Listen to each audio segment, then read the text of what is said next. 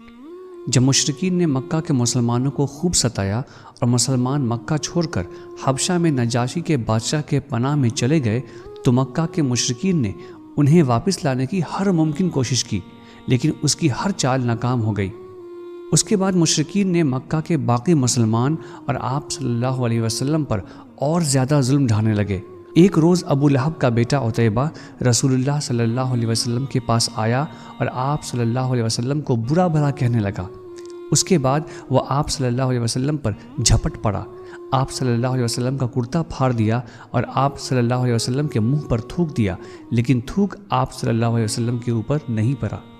اسی موقع پر آپ صلی اللہ علیہ وسلم نے بد دعا کی کہ اے اللہ عتیبہ پر اپنے کتوں کو مسلط کر دے۔ نبی صلی اللہ علیہ وسلم کی یہ بد دعا قبول ہو گئی، چنانچہ عتیبہ ایک بار قریش کے کچھ لوگوں کے ساتھ سفر پر نکلا۔ جب اس نے ملک شام کے مقام رزقہ میں پڑاؤ ڈالا تو رات کے وقت ایک شیر نے ان کا چکر لگایا۔ عتیبہ نے دیکھتے ہی کہا، ہائے میری تباہی، خدا کی قسم یہ مجھے کھا جائے گا، جیسا کہ محمد صلی اللہ علیہ وسلم نے مجھ پر بد دعا کی ہے۔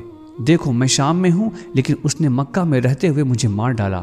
لوگوں نے عتیبہ کو اپنے گھیرے کے بیچوں بیچ سلایا، لیکن رات کو شیر سب کو پھلانگتا ہوا سیدھا عتیبہ کے پاس پہنچا اور اس کا سر پکڑ کر ذبح کر ڈالا۔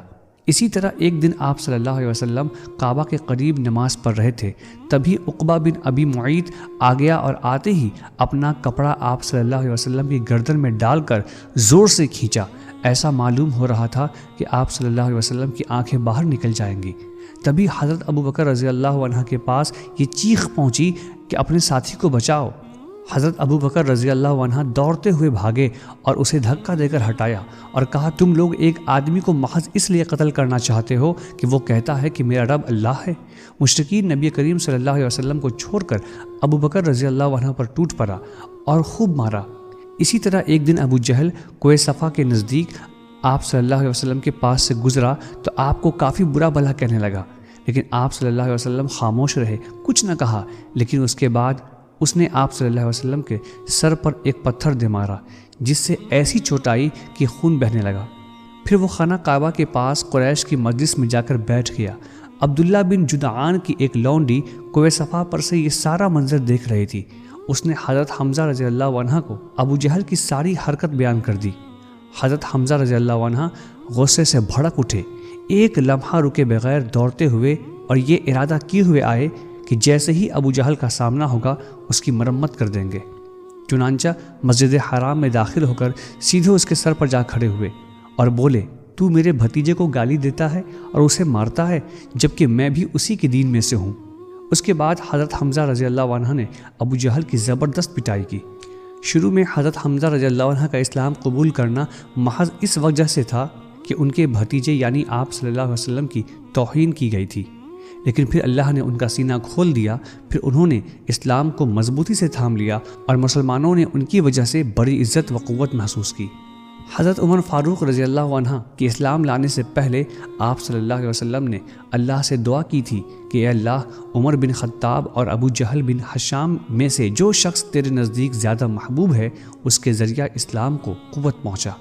بہرحال ایک روز خود عمر رضی اللہ عنہ آپ صلی اللہ علیہ وسلم کا کام تمام کرنے کی نیت سے تلوار لے کر نکل پڑے، لیکن ابھی راستے ہی میں تھے کہ ایک صحابی سے ملاقات ہو گئی۔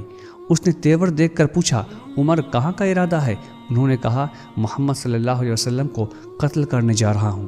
اس نے کہا کہ محمد صلی اللہ علیہ وسلم کو قتل کر کے بنو ہاشم اور بنو زہرہ سے کیسے بچ سکو گے؟ حضرت عمر رضی اللہ عنہ نے کہا، معلوم ہوتا ہے کہ تم بھی اپنا پچھلا دین چھوڑ کر بے دین ہو چکے ہو۔ اس نے کہا، عمر تمہیں ایک عجیب بات بتاؤں، تمہارے بہن اور بہنوئی بھی تمہارا پچھلا دین چھوڑ کر محمد صلی اللہ علیہ وسلم کے دین کو اپنا لیا ہے۔ یہ سن کر عمر غصے سے بے قابو ہو گئے اور سیدھے بہن بہنوئی کا رخ کیا۔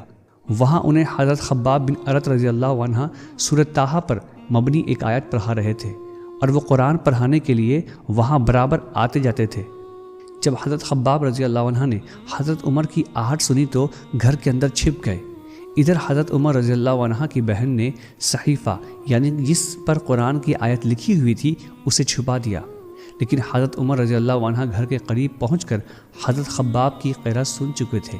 چنانچہ انہوں نے پوچھا، یہ کیسی دھیمی دھیمی سی آواز تھی جو تم لوگ پڑھ رہے تھے؟ انہوں نے کہا کچھ نہیں، بس ہم آپس میں باتیں کر رہے تھے۔ حضرت عمر رضی اللہ عنہ نے کہا کہ تم دونوں بے دین ہو چکے ہو۔ بہنوئی نے کہا اچھا عمر، یہ بتاؤ اگر حق تمہارے دین کے بجائے کسی اور دین میں ہو تو؟ حضرت عمر رضی اللہ عنہ کا یہ سننا تھا کہ اپنے بہنوئی پر چڑھ بیٹھے اور انہیں بری طرح مارا۔ ان کی بہن نے لپک کر اپنے شوہر کو ان سے الگ کیا۔ حضرت عمر رضی اللہ عنہ نے اپنی بہن کو ایسا چانٹا مارا کہ ان کے چہرے سے خون نکل گیا۔ بہن نے جوش و غضب میں کہا عمر، اگر تیرے دین کے بجائے دوسرا دین ہی برحق ہو تو؟ بہن نے کہی میں شہادت دیتی ہوں کہ اللہ کے سوا کوئی عبادت کے لائق نہیں، اور میں شہادت دیتی ہوں کہ محمد صلی اللہ علیہ وسلم اللہ کے رسول ہیں۔ یہ سن کر حضرت عمر رضی اللہ عنہ پر مایوسی کے بادل چھا گئے اور انہیں اپنی بہن کے چہرے پر خون دیکھ کر شرم و ندامت محسوس ہونے لگی۔ کہنے لگے اچھا یہ کتاب جو تمہارے پاس ہے ذرا مجھے بھی پڑھنے کو دو۔ بہن نے کہا تم ناپاک ہو، اس کتاب کو صرف پاک لوگ ہی چھو سکتے ہیں، پہلے غسل کر کے آؤ۔